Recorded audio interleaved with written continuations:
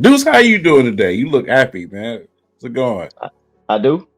That's news to me because I don't feel happy at all. This is like a loop. This is like Groundhog Day. It feels like every time we come on here.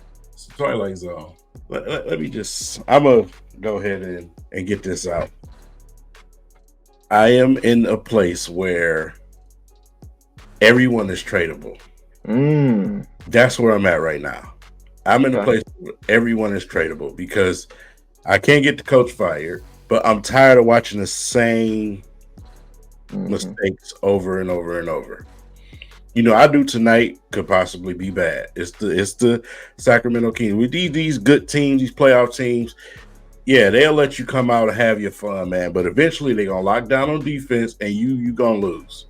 Bro, you had a first quarter of 47 points. Soon as they turned the heat up on that defense, turnover after turnover after turn. They're toying with us. We are food in this league, bro. Everybody get out. Everybody can go. I'm in a different mind space right now. I see. I've never heard you say that before. Man, it's to the point now where it's just like, man, yeah, we got young guys, but we're in a situation where we have to make a trade and give up somebody. Then that's just so be it. So be it. Something got to happen. Something has to happen. I have never not made this much Pistons content for this long of this period of time. I've never done this before. This is truly depressing, bro. I just had to get that out. I'm sorry. I got a lot to say too. So no, I'm just letting you get it out. I'm tired of having these vent sessions. Go ahead, I'm looking forward to coming on here one day, sometime this year when we can celebrate a win. We haven't had a real opportunity to do that yet. All right, man. Like you said, the Pistons continue to make headlines for the wrong reasons. They opened the game great, bro. Like you said, highest scoring first quarter in franchise history, actually, according to StatMuse. I went and looked it up. And according to StatMuse, this was the highest scoring first quarter. The second highest was March 3rd, 2021, when they put up 43 points. Right? So we had that with 2 minutes to go. You know? So we got off to a hot start, something that we have done continuously this year. We've gotten off to great starts, and we just think the game is over after quarter one or quarter two. They followed that up with a second quarter in which they were outscored by 21 points, 39-18.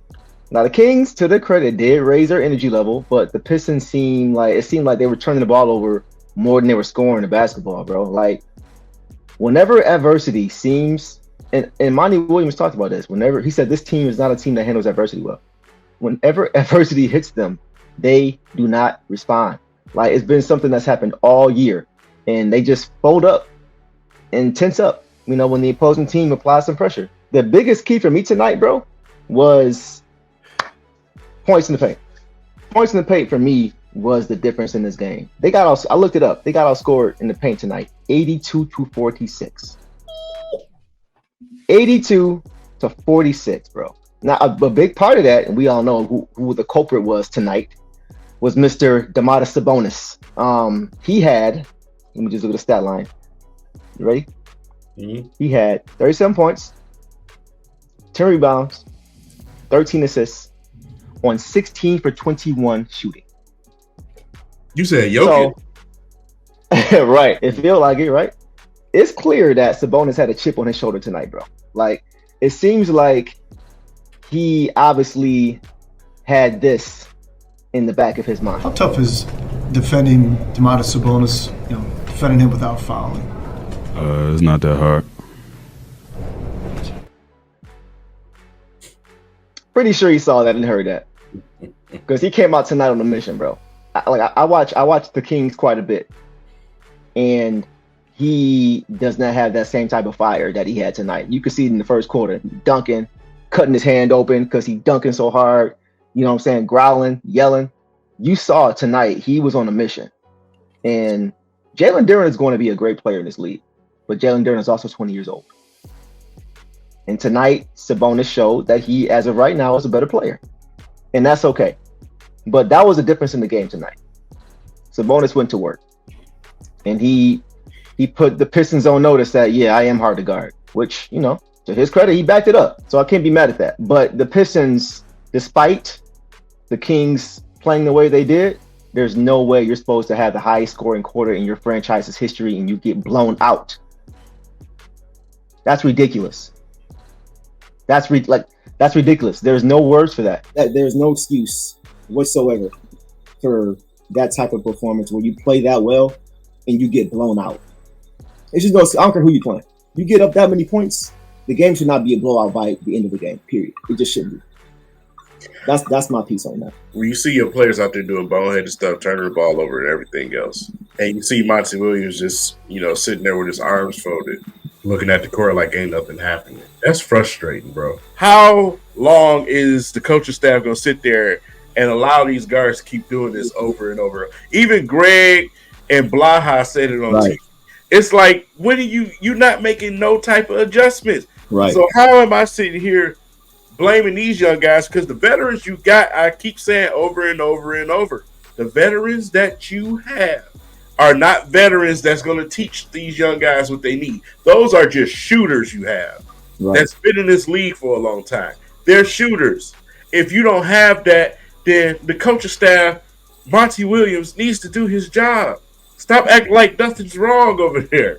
Yeah. And then you come at a press conference, you know, this happened and that happened. Bro. Like, it ain't nothing, bro. Like, what? Or do you get mad at anything?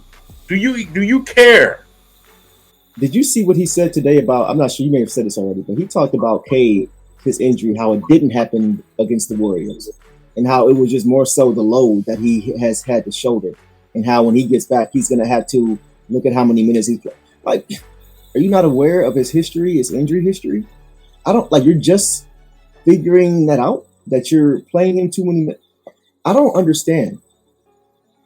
I don't get it. I don't understand what's happening. How he just seems so oblivious to every. Yeah, I know. We talked about that red flag when he first got here, and I'm not trying to throw shade on the man because he seems like he's a great person. But some of the things that he says and does, man, just don't add up to $78 million over 6 years. And I'm not the kind of person to ever get in anybody's pockets. I'm not that dude. But come on, bro. What's going on, man?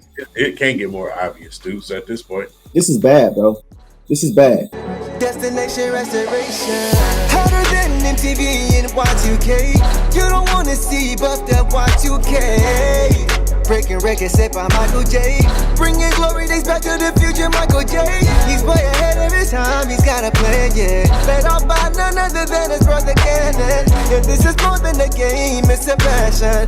While they sleep, we working, cause I'm action. Jade and I be on the way, get that border ride. Electrifying through the air, a Detroit shot. And it doesn't really matter if you love him, like him, hate him. That boy is poison.